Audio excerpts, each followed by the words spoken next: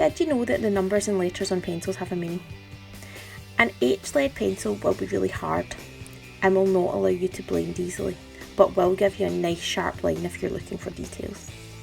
A pencil with a B value will be really nice and soft and will blend lovely. If you're looking to add tone to a drawing, B pencils are a good way to go. In school, when we are writing, we tend to use HB pencils, and this is a mix of the two. Watch here how using the same pressure I can get a wide range of tone from different pencils. The higher the B value, the darker and blacker the pencil will look.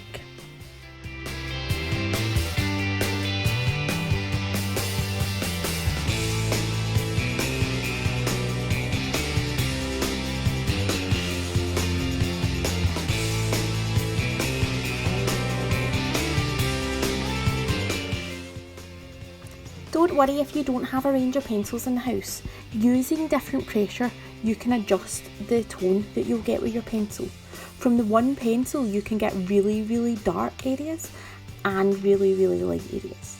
Also, remember, when you're looking for light areas, rubbers can be used. To achieve a really, really dark area, if you hold your pencil on the side, you will get a better movement, like what I'm doing on the screen just now. Try practicing different tones using your pencil on scrap bits of paper before you start on your drawing. This is a really handy thing to know how to do and can transform your drawings from being flat to being really 3D looking.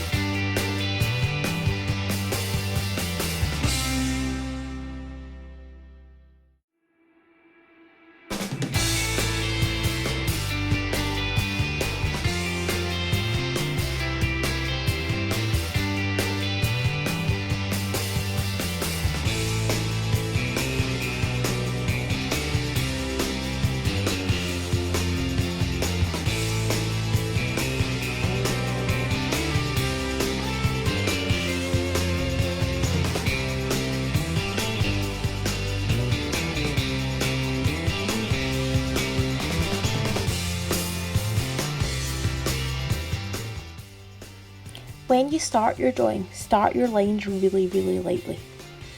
I have started by plotting out points of where I think the edges of the pencil sharpener should be.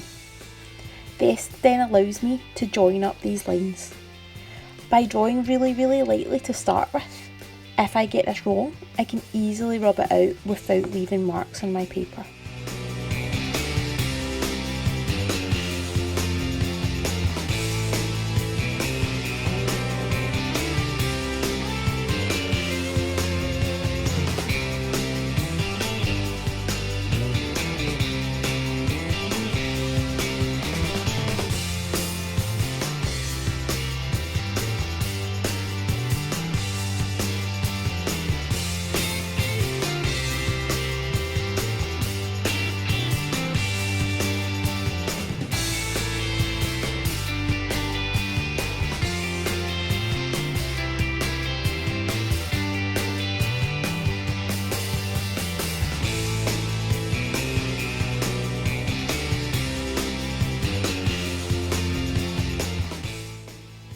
Now I have the basic shape of the pencil sharpener, I can start to refine my drawing.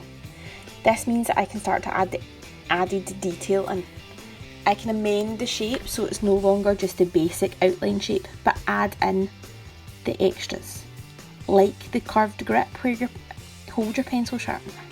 Still keep your lines nice and light for this stage, you don't want to go too dark.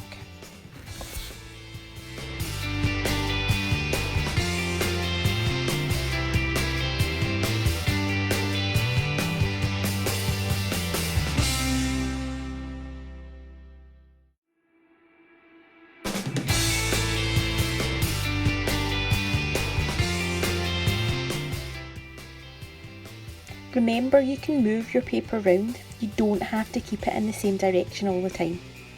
This can help you get to the back of the paper in your drawing without you smudging your work.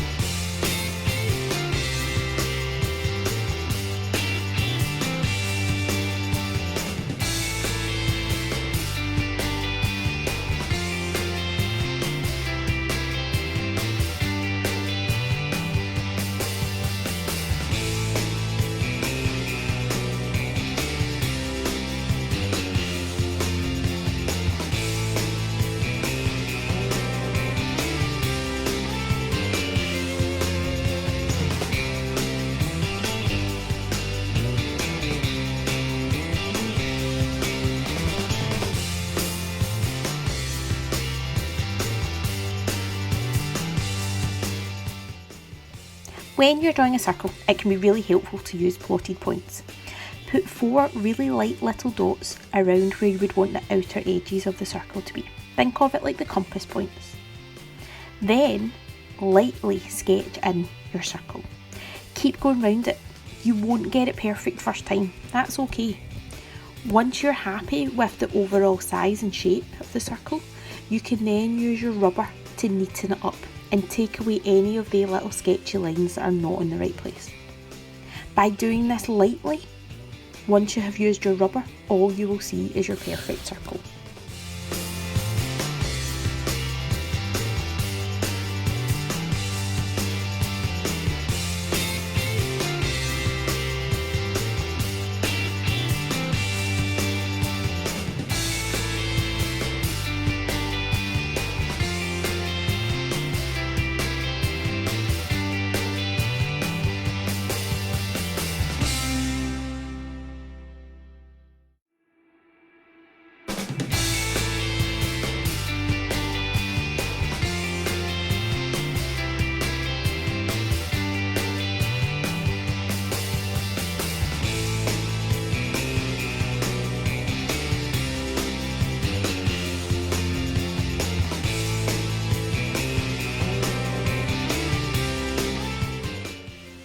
Now that I'm happy with the outline and overall shape of the drawing, I can start to go a little bit darker.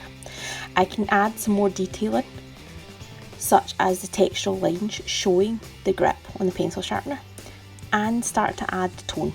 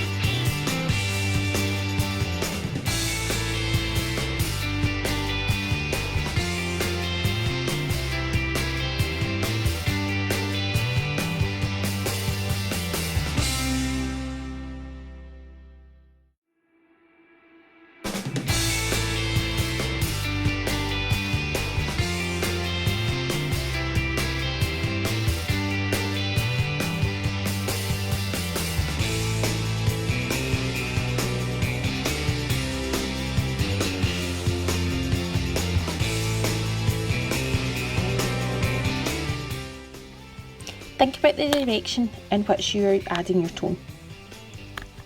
The direction of the lines can help to give you the appearance of form and make something look 3D. When it comes to the hole in the pencil sharpener, if I have all of my lines leading in to the centre of the pencil sharpener, it helps make this look like a tunnel instead of just a shaded circle. Give it a go. Can you use directional lines to help your drawings look more realistic?